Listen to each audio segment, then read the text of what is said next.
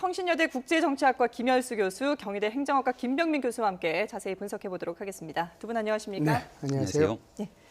자, 중국의 사드 보복이 상당히 과격해지고 있습니다. 한국인 손님을 받지 않는다라는 얘기뿐만 아니라 한국산 차량을 벽돌로 부수는 일까지 발생하다 보니까 상당히 우려스러운 정도죠. 네, 이 정도는 다 예상했다라고 봐야죠. 왜 그러냐면 네. 과거에 일본하고의 관계 있었을 때도 이런 과정이 꼭 있었거든요. 그래서 전반적으로 보면 지금 말씀하신 것처럼 중국의 보복 조치가 도를 넘어서고 상식을 넘어선다라고 봐야죠. 그런데 중국 정부가 사드 보복 조치를 결정을 했고요. 이 결정에 따라서 중국의 항구시보, 또한 중국의 인민일보 등 중국의 관영 매체들이 어떻게 보면 가이드라인까지 제시하고 이 가이드라인에 따라서 중국 인민들과 네티즌들이 온라인과 오프라인을 막론하고 지금 전방위적으로 보복 조치를 취하고 있죠. 도를 넘어도 한참 넘었고요. 예상은 할 수 있었던 부분입니다. 그 가이드라인이라는 게 보복 조치를 하지 마라, 이런 혐한 반한 감정이 생기게끔 하지 마라라는 게 아니라 한국과 롯데에만 집중돼야 된다 이렇게 얘기를 했더라고요. 그 가이드라인도 인민일보인가 글로벌 타임즈인가 거기서 나왔을 텐데요. 어찌 됐든 이건 말도 안 되는 얘기죠. 그런데 지금 말씀한 것처럼 한국 정부하고 롯데만 해당이 돼야 된다라고 얘기하는데 실제로 보면 중국 정부가 취하고 있는 조치가 뭐죠? 한국한테 관광객 가지 말라라고 얘기하잖아요. 이렇게 글로벌 타임즈하고 한국시보를 통해서 가이드라인이 다 나왔기 때문에 온라인과 오프라인을 통해서 중국 인민들하고 네티즌들이 온통 지금 모든 면에서 심지어 식당까지 그래서 지금 좀 전에 말씀하신 것처럼 차량에 대해서 벽돌로 부수고 하는 이런 일들이 죄송합니다. 제가 목이 메입니다. 이런 일들이 생긴 거죠. 지금 이제 쭉 말씀하신 걸 보면 결국에 중국 정부가 나서는 모양새를 취하고 있는데 여기서 잠깐 정리를 한번 해야 될 것 같습니다. 중국이 이렇게 적극적으로 사드를 반대하는 이유 어떻게 볼 수 있을까요? 중국 입장에서는 고고도 미사일 방어 체제라고 할 수 있는 사드 배치가 굉장히 부담스럽다라고 얘기하는 건 단 한 가지지 않겠습니까? 일단은 그 레이더망을 통해서 중국 내에 있는 군사에 대한 그런 부분들을 대한민국 그리고 이 미국이 들여다보는 것들에 대한 불편한 감정들을 숨기지 않는 거죠. 이제 이런 부분들 때문에 사실 대한민국 입장에서는 사드 배치를 어느 지역으로 할 것인지에 대한 치열한 고민 끝에 경북 성주라는 곳으로 배치하기로 결정했던 이유 중에 하나가 그 레이더의 사정 거리가 사실 중국에 대해서 크게 압박과 부담의 수위를 느끼지 않을 정도의 거리를 확보하기 위해서 성주에 배치한 부분들이거든요. 근데 이러한 부분들까지도 중국 정부가 문제를 삼는다라고 하는 것들은 사실 대한민국이 사드 배치를 결정하게 될 수밖에 없던 근본적인 원인은 북핵 문제에 있는 것인데 이 북핵 문제를 중국 정부가 나서서 적극적으로 해결할 수 있다면 사드 배치 같은 문제는 사실상 전적으로 필요가 없는 문제일 수 있습니다. 게다가 지금 중국 정부 북한 같은 경우에는 단순한 북핵 실험뿐만이 아니라 대륙간 발사 탄도 미사일까지 수차례 발사 실험을 하고 있기 때문에 이 미국 본토에 대한 타격 위험이 굉장히 가속화되고 있는 상황이기 때문에 결국 문제를 풀 수밖에 없는 건 중국 입장인데 중국 정부는 북한에 대한 제재 조치에 굉장히 좀 미온적인 태도를 취하고 있는 거고요. 이 사드 배치 문제를 삼고 있는 여러 가지 상황들이 있는데 이럴 때일수록 대한민국 입장에서는 여야 정치권의 단결 그리고 국민의 하나된 목소리들이 굉장히 중요한 시점이라고 하지 아니할 수 없습니다. 앞서서 이런 보복을 충분히 예상할 수 있었다라고 말씀을 해주셨는데, 근데 지금 이제 오는 15일이 중국에서는 소비자의 날이라면서요. 근데 이날 그 한국 기업에 대한 뭔가 좀 보복 조치가 또 나오지 않을까 우려가 되고 있습니다. 당연히 나온다라고 봐야죠. 소비자의 날이 이제 올해만 3월 15일이 소비자의 날이 아니고요. 매년 3월 15일을 소비자의 날로 정해놓고 있거든요. 그래서 이때는 주로 이제 중국의 많은 언론들이 중국에 진출해 있는 기업들, 그 기업들의 문제점이 무엇인가를 이제 파헤쳐서 이것을 이제 고발하는 형태의 프로그램을 많이 운영을 하는데요. 그래도 아무래도 이제 가장 시청률이 높은 것이 중국의 관영 TV, CCTV죠. 거기에서 이제 운영하는 프로그램은 완후히 315라고 하는 프로그램인데요. 2시간 동안 생방송합니다. 이 생방송을 통해서 거기에 찍히면 굉장히 그 주가가 폭락하고 전반적으로 이제 판매량이 이제 급감하는 그런 이제 형태가 발생하게 되는데요. 그 전에 이제 지금 중국으로 진출해 있던 많은 기업들, 그게 애플이든 폭스바겐이든 많은 기업들이 여기에 당했고요. 한국의 그 금호타이어라고 그 기업이 있지 않습니까? 타이어 생산하는 건데 이것도 사실상 정말 엉뚱한 걸로 거기에 고발이 되고 해가지고 30만 개 정도가 리콜이 됐거든요. 그래서 지금 중국 정부가 벼르고 있는 것이 3월 15일입니다. 왜 그러냐면 3월 15일 날 CCTV를 통해 가지고 소위 말해서 롯데마트 그다음에 이제 그 롯데하고 관련된 모든 그 기업 이런 것들을 전부 다 이번에 아마 조사를 해서 그 2시간 내내 주로 롯데에 초점을 맞춰서 방영을 하지 않겠는가. 네. 그렇게 되면 이제 롯데의 결정타를 매기는 거가 되거든요. 네. 그래서 소비자의 날이라고 하는 것이 그만큼 롯데로 봐서도 생사를 걸 수 있는 그런 문제고요. 네. 우리도 좀 눈여겨봐야 될 그런 날입니다. 네. 네, 지금 얘기를 보면 CCTV 결국에는 관영 매체를 동원해서 보복 조치를 할 걸로 보이는 또 상황이 네. 예상이 되고 있는데 정부가 직접 나서지 않더라도 이렇게 관영 매체를 동원해서 보복 조치를 한다. 이거 충분히 문제 삼을 만한 부분 아닙니까? 그렇죠. 그러니까 중국 정부 입장에서는 굉장히 교묘한 방식으로 이 제재 조치를 취할 확률이 높습니다. 예. 정부가 직접적으로 나서 갖고선 제재 조치를 했을 경우에는 이 WTO에 제소되는 상황까지 이제 우려될 수 있는 방법들을 고민할 것이고요. 결국 지금 한 2가지 경우로 나눠볼 수 있는데 첫 번째는 중국 정부의 자국의 크게 이익을 해하는 범주가 아닌 경우에 대해서 굉장히 많은 제재 조치를 취하는 것. 가장 첫 번째로 작년부터 우리가 손쉽게 볼 수 있었던 게 바로 한할령이라고 하는 한류에 대한 제재 조치가 있지 않았습니까? 네. 그러니까 한류 문화 콘텐츠 산업 같은 경우는 중국과 대한민국의 사이에서 굉장히 균형추가 완전히 대한민국으로 기울어 있는 상황이기 때문에 소위 말한 사드 배치를 빌미 삼아서 한한령에 대한 제재 조치를 취하면서 중국의 자국의 문화 콘텐츠 산업을 키워낼 수 있는 2마리 토끼를 다 잡을 수 있는 상황이거든요. 예. 이러한 부분들을 다잡기 위해서는 결국은 중국 내에 있는 여론들이 중요하기 때문에 반한 정서를 좀 강화시키기 위한 방법들로서 말씀하셨던 관영 매체를 동원하기도 하고요. 오늘 있었던 현대자동차 파손 사건 같은 경우는 이건 뭐 누가 나서서 주도적으로 했다기보다는 우리나라로 치게 되면 트위터와 같은 중국의 이제 웨이보에 글이 올라오게 된 건데 네. 이것을 이제 누가 했는 거라고 추정을 해보니까 중국의 이제 공청단이라고 하는 공산주의 청년단이라고 하는 중국의 공식 기관이라고 볼 수 있는데 여기로 추정은 되지만 하지 않았다라는 겁니다. 예. 그러니까 누구도 알 수는 없는 거지만 이런 것들을 툭툭 온라인상에 올리게 됨으로 인해서 사실상 사드 배치로 인한 중국 내의 반한 정서를 강화시키게 되는 거죠. 이런 부분들이 어찌 보면은 중국 정부와 중국의 자국의 이익을 현저하게 침해하는 상황이 되게 된다면 중국 정부도 이런 일을 하기가 쉽지는 않을 건데 네. 결국은 사드 배치 문제를 빌미로 삼아서 굉장히 약한 연결고리에 대한 부분들을 건드리는 경우로 이제 볼 수 있는 거죠. 말씀하신 것처럼 이제 인터넷을 통해서 이런 반한 감정들이 확산이 될 가능성이 큰 상황인데, 그런데 지금 보면 중국이 우리나라의 최대 무역국 아닙니까? 그러면 우리도 피해를 볼 수 있지만 반대로 봤을 때 네. 중국 입장에서 봤을 때도 뭐 자동차라든지 이런 수입을 만약에 못하게 된다면은 거기에 대한 피해도 따르지 않을까요? 그러니까 여기에 대한 부분들에 대한 여론전도 좀 확산될 필요가 분명히 있는데요. 중국에 있는 웨이보에 보면은 롯데에 대한 제재가 들어가게 됐을 경우에 롯데 같은 경우가 사실 중국에 가서 큰 이익을 보는 기업이 아닙니다. 예. 과거 이제 신격호 총괄회장이 있는 경우에 신동빈 회장이 롯데 투자 잘못했다고 크게 혼이 났던 적도 있는 것 같은데 네. 롯데가 소비재 기업으로서 중국에 있는 중국 국민들을 고용하고 있는 게 지금 수만 명이 달하는 거거든요. 근데 롯데를 제재 조치 취해서 만약에 중국이 쫓아낸다 그러면 자국에 고용하고 있는 사람들에 대한 것들은 어떻게 됩니까? 무역 얘기를 했는데 네. 사실상 우리나라에서 가장 큰 주요 경쟁력을 갖고 있는 제품의 스마트폰 경우도 우리가 갤럭시 노트 7에 대한 발화 사건 다 기억하실 거예요. 네. 거기에 대한 배터리에 대한 문제가 그게 2가지가 나왔는데 하나는 삼성 자체 배터리가 있지만 하나는 중국산 배터리입니다. 네. 결국은 삼성에 대한 스마트폰에 대해서 문제를 제기해서 이거를 가지고 만약에 제재 조치를 취하게 되면은 삼성만 타격을 입는 게 아니라 중국산 배터리 업체도 같이 타격을 입는 거예요. 대한민국이 중국과 대상으로 교역에서 수출도 1위, 수입도 1위 국가지만 중국도 그에 못지않게 대한민국과의 교역 관계가 굉장히 깊게 맞닿아 있는 건 사실이거든요. 그렇기 때문에 저는 이 사드 배치를 통해서 중국 정부가 불편한 감정을 갖고 있는 건 사실이죠. 예. 하지만 지금 같은 상황에서 가장 문제가 되는 건 우리 대한민국의 내에서의 사드 배치에 대한 여론이 흔들리고 있다는 겁니다. 따라서 지금 일부 대권 주자라든지 정당에서는 이 모든 것들을 차기 정부로 미루자라고 하고 있는데 현재 롯데는 결국은 부지 계약을 마무리된 상황이기 때문에 네. 여기서 중국 정부 입장에선 조금만 더 건드리면 조금만 더 압박을 가해서 대한민국 내의 여론이 조금 이게 사드 배치를 하게 되니까 결국은 한국 경제에 큰 타격이 있게 되는구나라는 분위기를 조성해서 사드 배치 철회될 수 있는 가능성이 보여진다라는 생각을 가지면 더 강력한 제재 조치를 할 수 있다는 시그널을 줄 수 있는 거거든요. 네. 그러니까 여기에 대해서 대한민국 정부도 단호한 입장을 표명하지만 예. 대한민국 국민들도 여기에 대해서는 강력한 좀 의지의 표명의 단결이 필요한 상황이라고 보여집니다. 지금 정부에서 어떻게 해야 될지에 대해서도 간단하게 말씀하셨는데 교수님께서는 어떻게 보세요? 정부에서 어떻게 대응해 나가야 된다고 생각하십니까? 정부가 해야 될 일은요. 제일 큰 게 이제 법적으로 이제 검토를 해야 되겠죠. 예. WTO에 이제 제소할 수 있는 게 뭐가 있는가? WTO의 조항에 반대되는 게 뭐가 있는가? 그게 이제 정부가 취해야 될 첫 번째 조치일 거고요.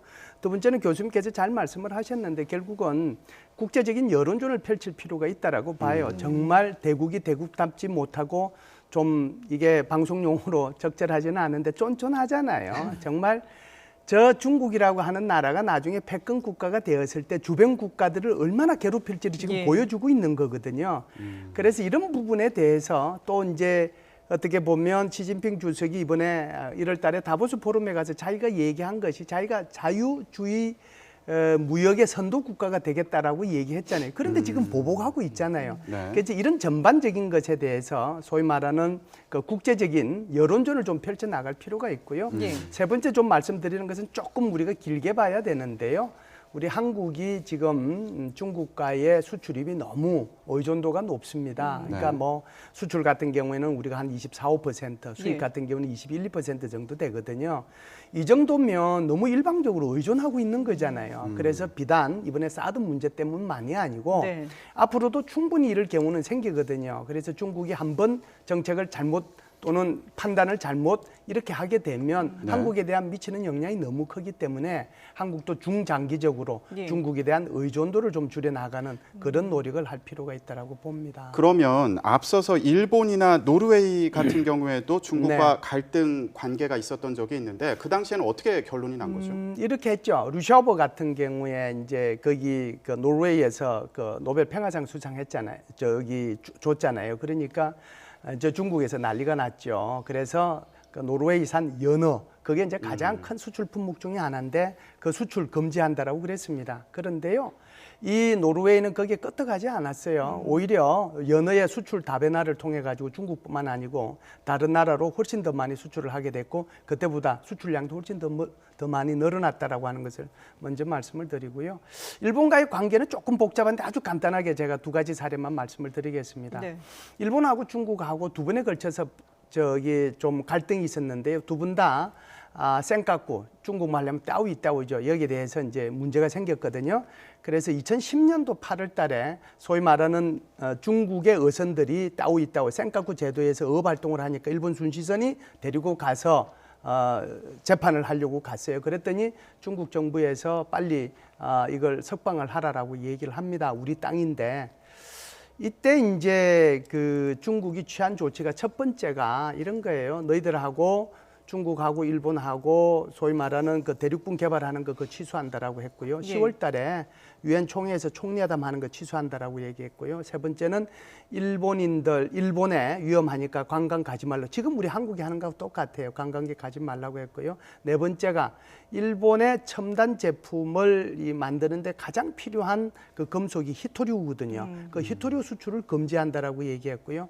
마지막으로 하나를 더 이제 추가했는데 이게 뭐냐면 일본인 관광객이 북경에서 여행하고 사진 찍고 하는 것을 그 간첩이라고 잡아갔어요. 그래서 그런 적들이 있었는데 예. 그때도 뭐 일본은 뭐 끄떡도 안 했죠. 끄떡도 안 하고 오히려 히토류 수출 금지한 거 WTO에 제소해서 이겼고요. 오히려 일본에 대해서 히토류 수출을 하던 그 기업은 망했어요. 왜 그러냐면은 수입 다변화를 통해서 다른 나라로부터 수입을 하니까요. 예. 네. 2012년도 잠시만요. 예. 2012년도 상황 하나만 아주 간단하게 말씀을 드리면 그때는 9월 1일인데요. 똑같은 이제 센카쿠에서 문제가 생겼어요. 일본에서 센카쿠를 국유화 선언을 하니까 이제 중국에서 난리가 났죠. 그래서 이 중국에 있는 도요타 자동차의 네. 그 수출량이 80%예요. 급감하고 그리고 도요타 자동차를 비롯해서 일본의 자동차 전시실, 예. 소위 말해서 판매하는 곳, 거기에서 불이 나고 유리창이 깨지고 지금 똑같은 상황이에요. 네. 그런데도요, 중요한 것은요, 일본은 여기에 대해서 일본 국민, 정치인, 정부, 언론 하나로 뭉쳐가지고 중국하고 대적했습니다. 예. 그렇기 때문에 중국이 몇 번 건드려 보고 전혀 움직이지 않으니까 이제는 일본에서 F-35가 A 지역에서 B 지역으로 오든 미국에서 F-35가 들어오든 또는 미국에서 F-22 랩터라고 하는 스텔스 전투기가 들어오든 안 들어오든 네. 일본이 아무 말도 못 하잖아요. 왜? 그렇게 단결된 모습을 보여주기 때문에는 단결된 모습을 보여주었기 때문에 여기는 손대봤자 소용이 없다는 것을 중국 스스로가 깨달은 거예요. 네. 반대로 우리는 어떻게 했나요? 우리는 우리 정치인들이, 우리 국민들이, 우리 언론들이 많이 분열돼서 지금 지난 1년을 지금 보내온 거잖아요. 그래서 중국의 입장에서 볼 때 찌르면은 찌를수록 충분히 이것은 가능하겠다라고 하는 시그널을 우리가 오히려 거꾸로 준 거라고 네. 봐야죠. 그러면 이렇게 뭐 정부에서도 흔들림 없이 대응을 해야 된다고 말씀을 하셨지만 사실 그럼에도 불구하고 이런 논란 예상 못한 거 아니냐, 그리고 대책 제대로 아직 마련 못한 거 아니냐, 이런 지적은 피할 수 없는 거 아닙니까? 그러니까 중국의 상황들을 모든 것들을 다 고려하고 경제적 보복 조치에 대해서 대책을 마련한다라는 건 사실적으로 좀 불가능에 가깝다라는 모습들을 볼 수 있고요. 다만 여기에 대해서 이제 우리 정부가 취해야 될 우리 정부 정치권이 취해야 될 역할은 명확하죠. 이 모든 것들이 일어나게 된 근본적인 원인은 북한에 있지 않습니까? 그렇기 때문에 북핵 문제를 해결하기 위한 중국 정부에 대한 노력을 강력하게 촉구하는 게 제일 우선될 겁니다. 최근에 있었던 김정남 피살 사건 아마 다 기억하실 건데 VX라고 하는 화학물질을 사용함으로 인해서 사실 전 세계의 경악스러운 모습들을 금치 못했는데요. 이 중국 정부 입장, 중국 정부의 명확한 입장이라고 보기는 어렵습니다만은 이 사드 배치에 대해서도 결국 중국의 관영지를 통해서 이제 언론 보도를 하게 되는데 네. 여기서 뭐라고 얘기를 하게 되냐면 대국의 입장에서 북한의 이와 같은 행위들 일부 때문에 괜히 관계를 끊는 거는 대국의 모습의 면모를 보여주는 게 아니다라는 얘기를 하고 있습니다.